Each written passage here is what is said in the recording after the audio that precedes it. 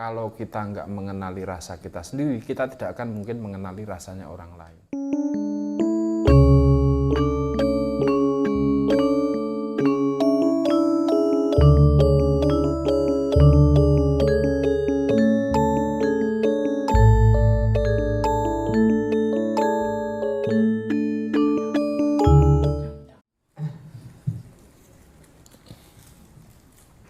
Assalamualaikum warahmatullahi wabarakatuh.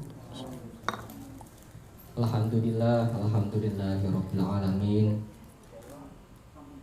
Wa bihi nasta'inu ala umuri dunya waddin, wassalatu wassalamu ala asrofil anbiya wal mursalin.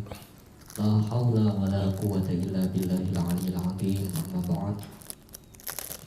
Ing ngarsanipun para sepuh tamipun dumateng Bunyai Sus ingkang kersa rawuh dangu menika, ingkang kula hormati ugi dumateng ngarsanipun Mas Irfan Afifi ingkang kula lan panjenengan sami teguh nengga wedharanipun, ingkang kula hormati ugi dumateng sedaya rencang-rencang Pondok Pesantren Budaya Kaliopak ingkang setuhu nderekaken nyengkuyung acara ing dalu punika, ingkang kula hormati ugi sedaya rencang-rencang sedaya kadang ingkang sampun derek ngaos ngaji Dewa Ruci ing dalu punika.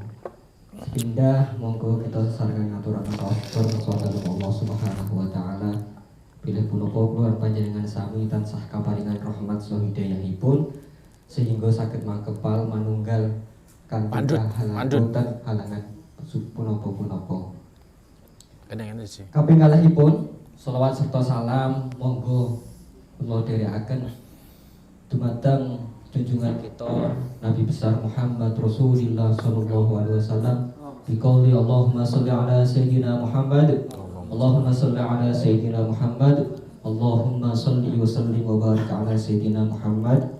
Mugi-mugi kula lan panjenengan sami ingkang rawuh ing dalu punika estu-estu benjang angsal syafaatipun Rasulullah sallallahu alaihi wasallam. Amin ya rabbal alamin. Para kadang rencang-rencang sedaya ingkang kula hormati, ing dalu punika, wah iki kaya iki latihan nggih, kanca-kanca latihan niki latihan. Kadang-kadang bahasa Indonesia kali-kali nggo bahasa Jawa nih. Karena ini campur-campur iki. Nek iki campur-campur. Nek dhewe kan template ini. Nah. Menawa payu. Kanca-kanca dalu punika kita nglajengaken ngaos babagan kawruh jiwa Ki Ageng Surya Mentara ingkang kala wingi sampun derek nggih mesti sampun ngertos punapa ingkang dalu punika ingkang badhe dipun wedharaken. Nah, dalu punika niki badhe babar babakan bab karep, ontologi karep. Lah niki maksudnya napa niki? Katanya kok secara judul angel banget. Tapi insyaallah mboten angel nek kita niati kanthi lambaran sinau sesarengan nggih kanca-kanca nggih. Dadi kados adatipun ing ngaji Dewa Ruci, forum Dewa Ruci itu adalah forum yang sangat terbuka, sangat cair dan memungkinkan kita untuk nanti berdialektika bersama, terutama babagan pengetahuan. Nah itu. Nah kalau teman-teman kemarin ngikutin entah itu secara live maupun secara online, dan ini kebetulan juga nanti di live di teman-teman yang di online bisa ngikutin di live streaming di Twitter ya, Gil ya. Nah nanti bisa ikut serta untuk ikut rembuk apapun yang nanti sudah diutarakan oleh Mas Irfan, bisa nanti direspon, bisa ditanggapi seiring dengan kebutuhan personal teman-teman, karena kita malam hari ini akan lebih spesifik ngomongin soal karep. Karep itu kehendak yang kemudian tidak lagi menjadi satu keinginan tapi nanti sudah menjadi diri gitu. Nanti ada kromodongso, nanti ada wedaran babakan rumah tangga lah iki sing wis badhe nglampahi bebrayan agung iki pas banget. Jadi teman-teman jadi Kawruh Jiwa malam hari ini akan melanjutkan tema sebelumnya untuk menjelaskan lebih spesifik terkait apa sih kawruh jiwa dan bagaimana kita mampu menerapkan dalam kehidupan sehari-hari kita. Itu sekiranya pengantar dari saya. Selanjutnya kula aturaken dumateng Mas Irfan untuk gula mentah kita semua dalam menapaki belajar bersama malam hari ini. Mantap ya Mas. Wekdal saha panggenan kula aturaken sumangga. Allahumma sholli ala sayyidina Muhammad.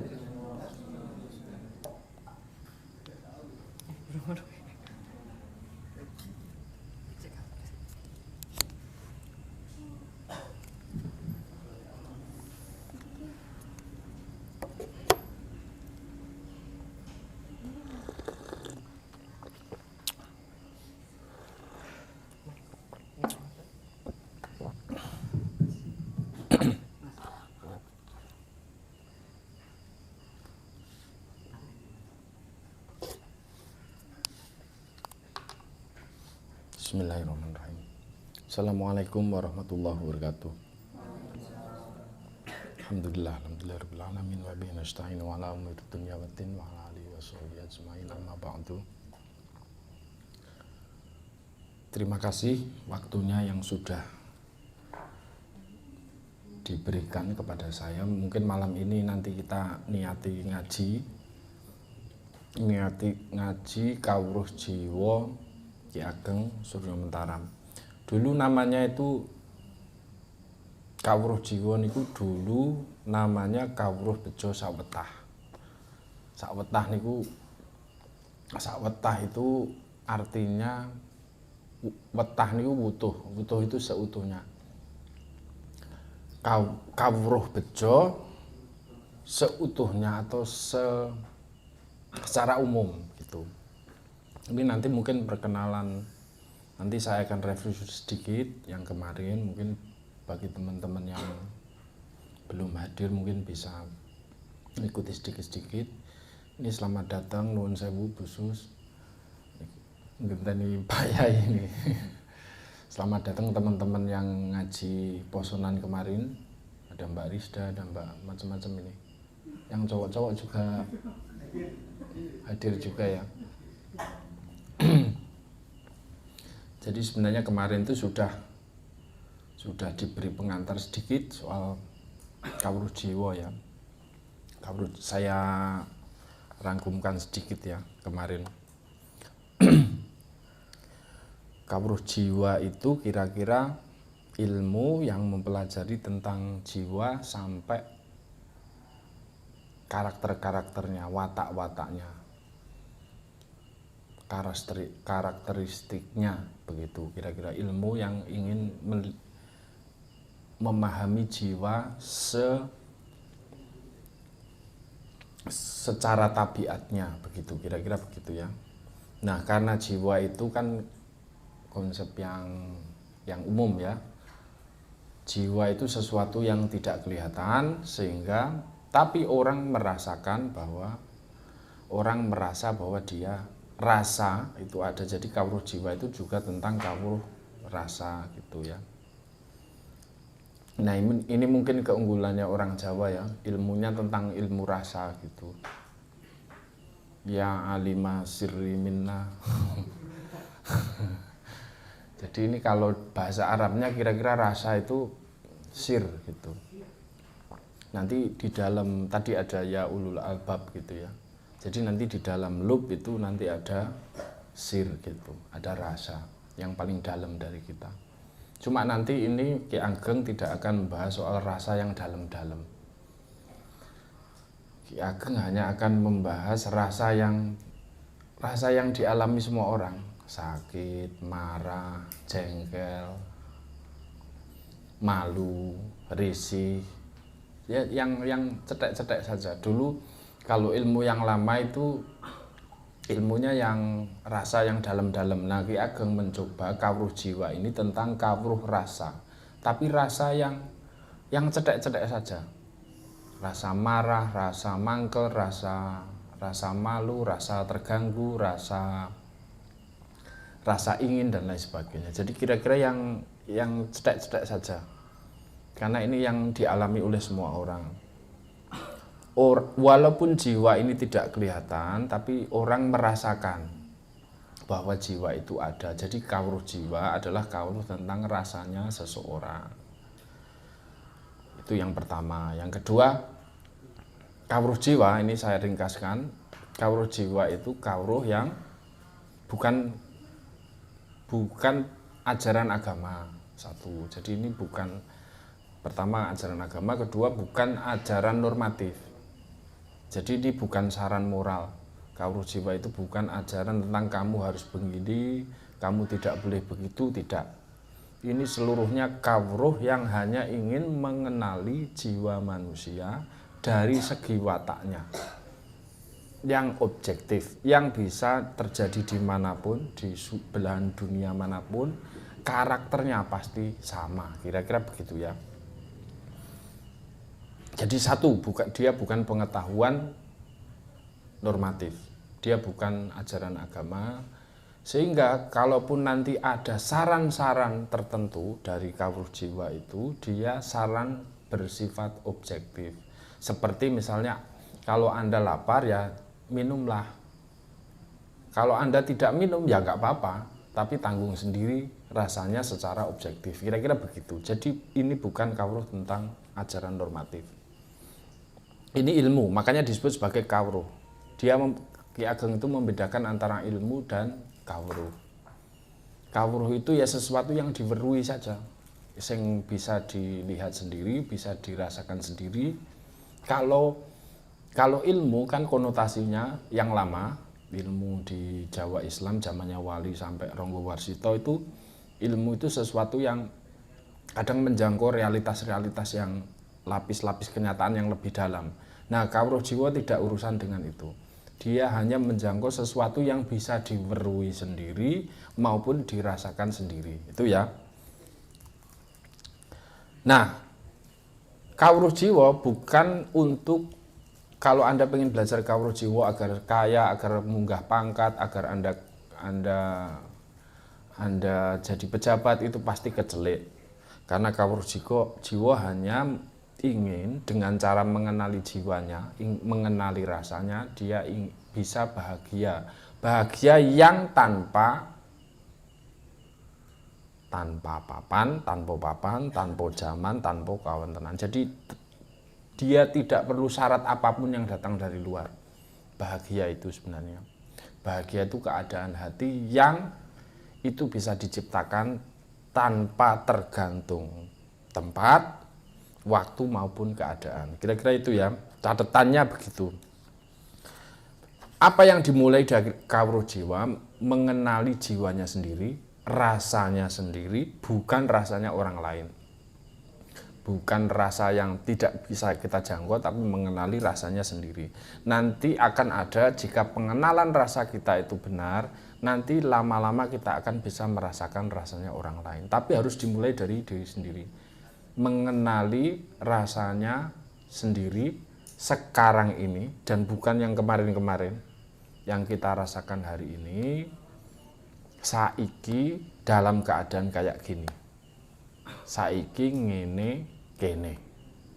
Kawruh jiwa berusaha ilmu yang mengenali jiwanya, rasanya seseorang saiki ngene kene. Kira-kira gitu. Nah, dalam usaha mengenali rasanya sendiri, itu biasanya orang ketutupan aling-aling atau penutup gitu, yang kadang membuat dia nggak bisa mengenali rasanya sendiri. Apa aling-alingnya itu, apa penutupnya itu, apa hijabnya itu adalah tempelan tegas. Makna yang ditempelkan secara semena oleh subjek. Kemarin kan sudah saya contohkan, kita misalnya memahami rasa marah kita terhadap anak kita yang nggak naik kelas. Tegasnya, saya marah itu supaya supaya becik, anak saya biar baik. Loh, ini katanya marah artinya supaya baik. Marah kok supaya baik? Ini nggak nalar ini. Marah kok supaya marah kok biar baik, marah kok jadi baik, nggak nalar gitu.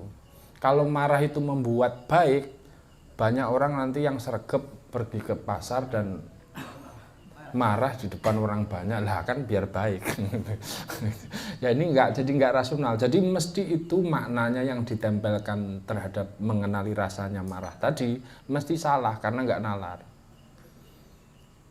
Oh ternyata marah saya itu gara-gara anak saya meleset atau tidak membuat berhasil cita-cita saya, di mana nanti kalau dia kaya saya bisa ikut kaya, kalau dia tinggi pangkatnya saya bisa ikut ini. Jadi kayak jadi garan moncer dan tandon pensiun. Nanti kalau saya sudah tua dan pengen nikah lagi, kalau anak saya kaya kan nanti bisa saya didanai gitu. Kira-kira begitu. Nah kalau gitu nanti kalau sudah tahu, oh ternyata marah saya itu gara-gara anak saya memelesetkan atau membuat tidak berhasil keinginan saya, jadinya jadi benar. Oh iya, saya marah itu gara-gara anak saya nggak memenuhi keinginan saya. Oh berarti jadi nalar ini.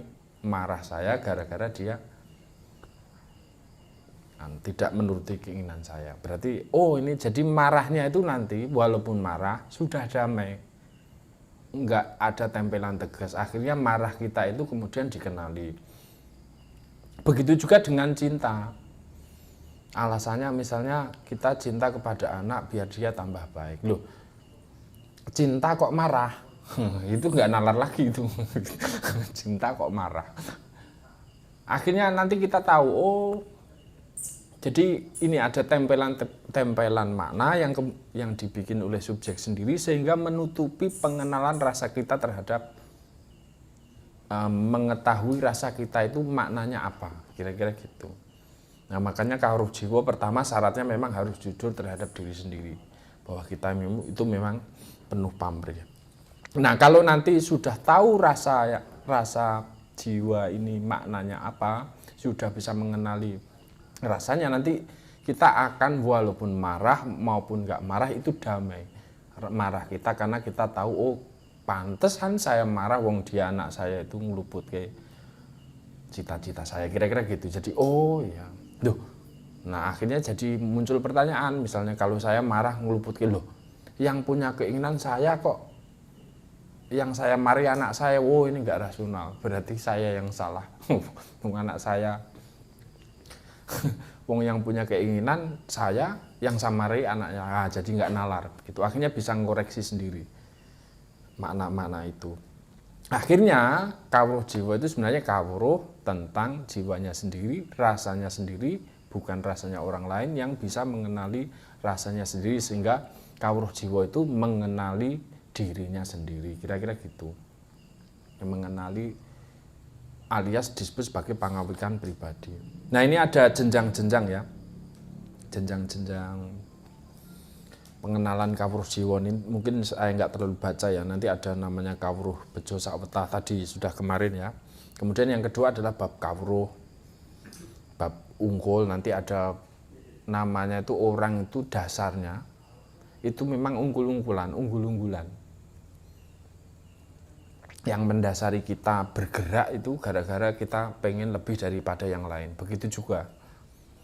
Nah nanti terus ada kawruh namanya kawruh laki rabi. Laki rabi itu tentang suami istri. Terus kemudian tentang mencari nafkah, begitu kawruh pangupo jiwa sama kawruh pamomong. Nanti momong anak juga ada ilmunya sendiri lebih spesifik. Juga termasuk nanti kawruh bergaul dengan rasanya orang lain. Nah ini kadang kita itu sama berrelasi dengan benda itu kadang sudah sangat susah. Sebenarnya padahal lebih mudah kita berrelasi dengan misalnya dengan tumbuhan itu mudah, wong dia nggak melakukan reaksi balik. Kalau kita tahu ilmunya tanaman itu kita berrelasi pasti berhasil, dengan hewan, dengan pohon begitu pasti berhasil. Tapi nanti kalau kita nggak tahu ilmunya, kita kadang-kadang ketakutan misalnya karena kita nggak tahu karakternya apa, misalnya ular gitu. akhirnya kita nggak bisa memprediksi sehingga kita takut. Karena berarti, tapi asal kita tahu ilmunya tentang ular, nanti kita tidak akan takut karena sudah tahu pasti ular itu gini gitu. Jadi relasi kita pasti nanti akan berhasil. Nah, masalahnya ini adalah relasi antara rasa saya, misalnya rasa seseorang dengan orang lain. Relasi seseorang dengan orang lain itu disebut relasi antara rasa dengan rasa. Itu lebih susah karena kalau kita nggak mengenali rasa kita sendiri, kita tidak akan mungkin mengenali rasanya orang lain. Nanti rasa di sana ada karep, kita juga ada karep. Nah, karep kita ketemu dengan karepnya orang lain, crash, kira-kira gitu. Nah, orang kalau sudah memahami rasa, nanti dalam bergaul pasti bisa selaras, seiring. Jadi seluruh pertengkaran, seluruh perselisihan itu gara-gara tidak memahami rasanya orang lain. Persis juga dengan pacaran, pernikahan itu ya sama. Karena kita nggak mengenali rasanya orang lain, akhirnya kita salah. Tidak selaras, tidak harmonis begitu ya dengan rasanya orang lain. Nah, bab pertama di Kawruh Jiwa ini belajar mengenali rasanya sendiri, karena ternyata rasanya orang lain itu plek dengan rasa kita. Kira-kira gitu. Jadi ini fondasi awal. Kalau kita tahu rasanya kita secara benar gitu, kita akan bisa mengenali rasanya orang lain yang plek sama dengan persis dengan kita. Nanti ada ininya lagi ini, tapi mohon maaf ini pelan-pelan karena Kawruh Jiwa itu harus tahap-tahap gitu loh. Pengandian-pengandiannya harus dibabar pelan-pelan.